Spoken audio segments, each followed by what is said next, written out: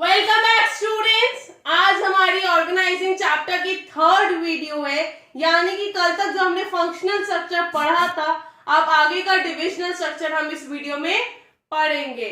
जितने भी लोगों ने पुरानी वीडियोस मिस कर दिए, चैप्टर्स मिस कर दिए, वापस चैनल पे जाओ, प्लेलिस्ट प्रॉपर तरीके से बना रखिए, बिना किसी परेशानी के आप आराम से देख सकते हो।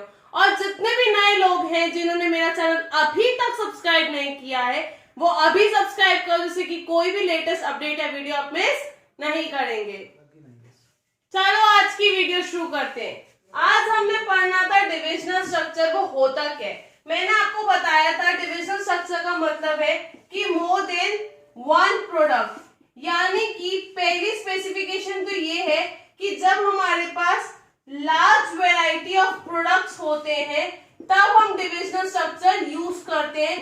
क्यों? क्योंकि हमारे जो डिविजन्स हैं वो डिफरेंट डिफरेंट प्रोडक्ट्स में डिवाइडेड होते हैं, यानी कि डिपार्टमेंट्स जो बनते हैं वो प्रोडक्ट के बेसिस पे बनते हैं। दूसरी चीज, हर एक डिपार्टमेंट जो बनता है वो क्या होता है, वो प्रॉफिट सेंटर होता है। क्यों?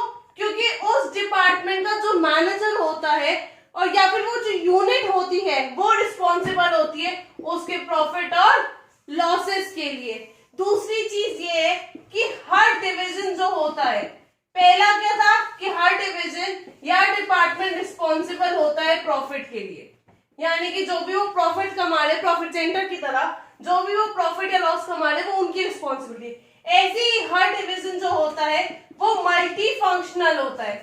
मल्टी फंक्शनल का मतलब ये है कि हर डिवीजन के अंदर सारे फंक्शंस फर्दर डिवाइडेड होते हैं। मान लो आपका क्लॉथ का बिजनेस था, फुटवेयर का बिजनेस था, एसेसरीज का बिजनेस था, साथ में कौन सा बिजनेस लेना है बताओ, कोई सा भी ले लेते हैं, स्किन केयर का बिजनेस था।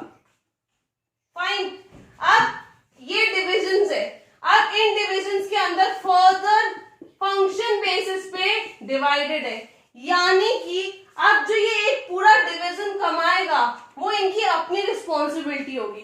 आप ऐसे मान सकते हो कि एक ए कंपनी होगी, बी, सी, डी, मतलब हर डिवीजन अपने में एक कंपनी की तरह है।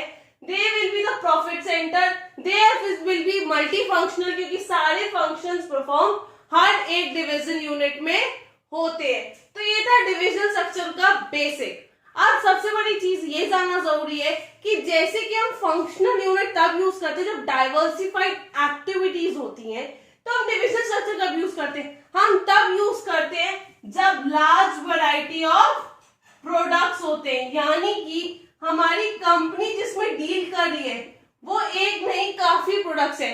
मान लो रिलायंस, अब रिलायंस की ज्वेलरी भी है, रिलायंस ट्रेंड्स भी है, फिर रिलायंस कंपनी सेम कंपनी भी है, तो रिलायंस के पास डिफरेंट डिफरेंट प्रोडक्ट्स है, तो वो कौन सा स्ट्रक्चर यूज करे तो बेटर है, डिविजनल स्ट्रक्चर, यानी कि उसकी हर एक डिवीजन उसके अलग बिजनेस शो करेगी।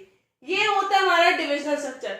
अब इसके एडवांटेजेस और डिसएडवांटेजेस देख लेते हैं। एडवांटेजेस ऑफ डिविजनल स्ट्रक्चर, अब मैंने आपको बताया था कि जो ऑर्गेनाइजेशन है वो डिफरेंट डिफरेंट डिविजन्स में या यूनिट्स में डिवाइडेड है, यानी कि हर एक यूनिट एक अलग प्रोडक्ट लाइन कॉन्जिक्यूट करता है, कंसिस्ट करता है।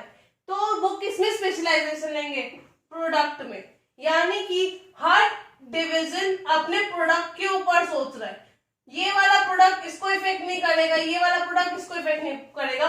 क्यों? क्योंकि कंपनी की ओवरऑल जो गुडविल है वो इन सबको इफेक्ट करेगी, लेकिन ये आपस में एक दूसरे को इफेक्ट नहीं करेंगे। ये उस प्रोडक्ट में स्पेशलाइजेशन गेन करते हैं। क्यों? इस डिवीजन की यूनिट जितना भी बड़ा ये डिवीजन है उसका ध्यान किस पे होगा, सिर्फ इस सिंगल प्रोडक्ट पे। ऐसे ही इस डिवीजन का सारा ध्यान इस यूनिट पे होगा, इस डिवीजन का सारा ध्यान इस यूनिट पे होगा। मतलब हर डिवीजन को प्रॉपर इंपॉर्टेंस दी जाती है, प्रॉपर केयर दी जाती है, इसीलिए वो प्रोडक्ट स्पेशलाइजेशन गेन कर लेते हैं।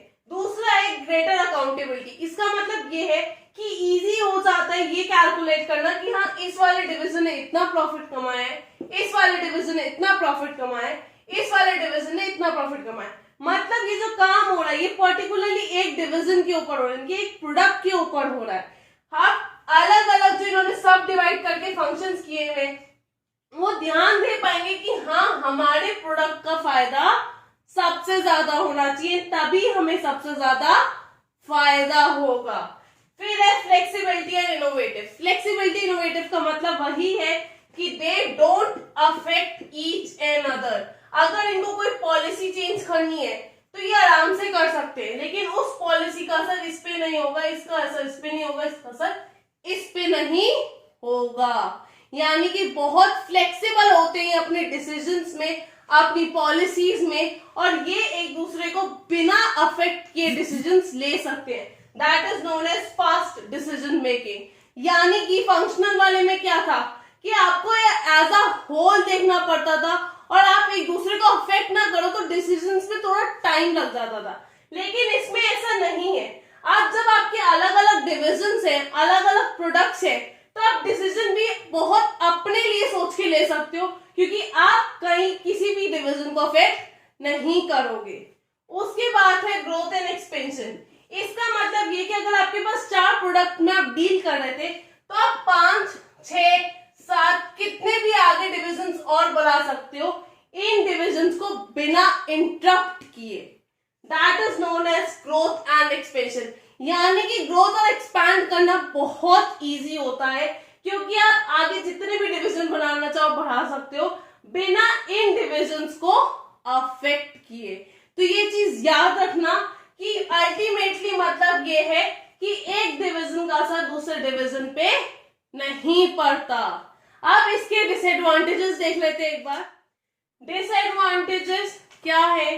पहला है कॉन्फ्लिक्ट्स। अब आप सोच रहे होंगे जब इतना ज्यादा फायदा है कि हम अलग अलग प्रोडक्ट को बिल्कुल इंटरप्ट किए बिना अपना काम कर सकते हैं, तो हम कॉन्फ्लिक्ट्स किस चीज के होंगे? अच्छा मेरे को एक बात बताओ, कंपनी तो एक ही है ना, उसके रिसोर्सेज, उसके फंड्स तो लिमिटेड ही हैं, जितनी कंपनी चलाएगी उतना ही फंड्स होंगे। तो कॉन्फ्लिक्ट्स इस चीज के आते हैं कि कितना रिसोर्स हम किस डिवीजन को बांटे, इसको ज्यादा दें, इसको कितना दें, या फिर हम किस प्रोपोर्शन में हम अपने फंड्स को बांटे कि सारे लोगों के पास इक्वल चला जाए। वो ये कहते हैं, हर कोई डिवीजन क्या कहेगा, भाई मेरे को ज्यादा मिले, मैं ज्यादा कंपनी को प्रॉफिट दे रहा हूं, हर कोई ये शो करना चाहेगा। तो कंपनी के लिए बहुत डिफिकल्ट हो जाता है कि वो उस स्पेस पे क्या करे। फिर अगला है कॉस्टली। ऑब्वियस है, आप कहा एक कंपनी पे सिर्फ एक ही प्रोडक्ट पे फोकस कर रहे हो और कहा आप एज अ कंपनी 10 प्रोडक्ट पे फोकस कर रहे हो, इन्वेस्टमेंट लगा रहे हो, उसके बाद अपने सारे फंड्स, रिसोर्सेज सब कुछ आप लगा रहे हो, तो कैसे चलेगा? तो वो कॉस्टली अल्टीमेटली कंपनी पे पड़ेगा ही पड़ेगा। ये था हमारा कॉस्टली। फिर इग्नोरिंग ऑर्गेनाइजेशनल इंटरेस्ट, यानी कि एक पॉइंट ऑफ टाइम पे ऐसा हो जाता है कि वो एज अ होल, यानी कि वी सोचने की बजाय वो आई सोचने लग जाते हैं, यानी कि वो अपने पर्टिकुलर डिवीजन के बारे में सोचना लग जाते हैं बिना किसी चीज के। वो ऑर्गेनाइजेशन के अचीवमेंट को, गोल्स को, उसके इंटरेस्ट को इग्नोर कर देते हैं, जो कि सबसे बड़ी चीज है। फिर है कॉम्प्लेक्स स्ट्रक्चर। अब भाई इतने सारे प्रोडक्ट हैं, लोगों से एक प्रोडक्ट का काम नहीं होता, अब इतने सारे प्रोडक्ट आप खोल लोगे तो मत्थामाजी तो बहुत ज्यादा होगी ना। किसके लिए? टॉप मैनेजमेंट के लिए, कि वो कैसे अपना टाइम इन्वेस्ट कर पाए हर प्रोडक्ट को, हर डिवीजन को, जिससे कि अच्छे से वो अप्रूव कर सके उनके प्रोजेक्ट्स, उनकी पॉलिसीज, और देख सके कि हाँ क्या कंपनी को फायदा सच में होगा इससे। तो इसको समझना बहुत ही ज्यादा कॉम्प्लेक्स हो जाता है। फिर अगला है सुटेबल फॉर लार्जर ऑर्गेनाइजेशंस। मतलब ये कि सिर्फ और सिर्फ जो बड़ी कंपनीज होती हैं, जैसे कि रिलायंस, टाटा, बिरला, ऐसी कंपनीज के लिए ये स्ट्रक्चर सुटेबल है। स्मॉल इंडस्ट्रीज के लिए स्ट्रक्चर सुटेबल बिल्कुल। देख लेते हैं फंक्शनल और डिविजनल स्ट्रक्चर में डिफरेंसेस किस किस बेसिस पे हम करते हैं। पहला है फॉर्मेशन। आपको पता है फंक्शनल स्ट्रक्चर किस बेसिस पे फॉर्म होता है? फंक्शंस के बेसिस पे, और डिविजनल वाला प्रोडक्ट के बेसिस पे। तो स्पेशलाइजेशन भी किस पे गेन करेंगे? फंक्शंस पे और ये प्रोडक्ट पे। फिर है कॉस्ट। अभी हमने पढ़ा था डिसएडवांटेज डिविजनल स्ट्रक्चर का कि वो कॉस्टली होता है, यानी कि ये कॉस्टली होता है। क्यों? क्योंकि इसमें ऑफ एफर्ट्स होते हैं, फंक्शंस होते हैं, क्योंकि हर एक डिवीजन के पास हर एक तरह का फंक्शन होता है। लेकिन ये इकोनॉमिकल होता है क्योंकि ये एक ही प्रोडक्ट में डील कर रहे होते हैं, तो कोई डुप्लीकेशन नहीं होता। फिर है कोऑर्डिनेशन। अब अगर एक फंक्शन ने कोई चीज गलत कर दी तो वो इफेक्ट किस पे, सब पे असर होगा, तो इसमें कोऑर्डिनेशन करना डिफिकल्ट होता है। लेकिन डिविजनल में कोऑर्डिनेशन करना इजी होता है। क्यों? क्योंकि हर एक डिवीजन के पास अपने अपने फंक्शंस है, वो इंटीग्रेट हो जाते हैं उस पूरे एक यूनिट में, और वो अल्टीमेटली उसी यूनिट को सिर्फ इफेक्ट करेंगे, दूसरी यूनिट्स को इफेक्ट नहीं करेंगे, तो कोऑर्डिनेशन इजी हो जाता है थोड़ा। फिर है रिस्पॉन्सिबिलिटी। अब फंक्शनल के लिए हम किसको रिस्पॉन्सिबल ठहराए कि किसका फंक्शन गलत था, या किसने गलती की, या कैसे कैसे काम करेंगे, तो इसमें डिफिकल्ट होता है रिस्पॉन्सिबिलिटी फिक्स करना।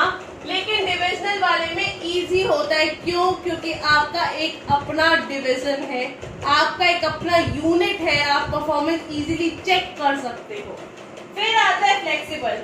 अभी हमने डिविजनल स्ट्रक्चर के एडवांटेजेस पढ़े थे, तो हमें पता था कि ये फ्लेक्सिबल होता है और ये फ्लेक्सिबल नहीं होता। क्यों?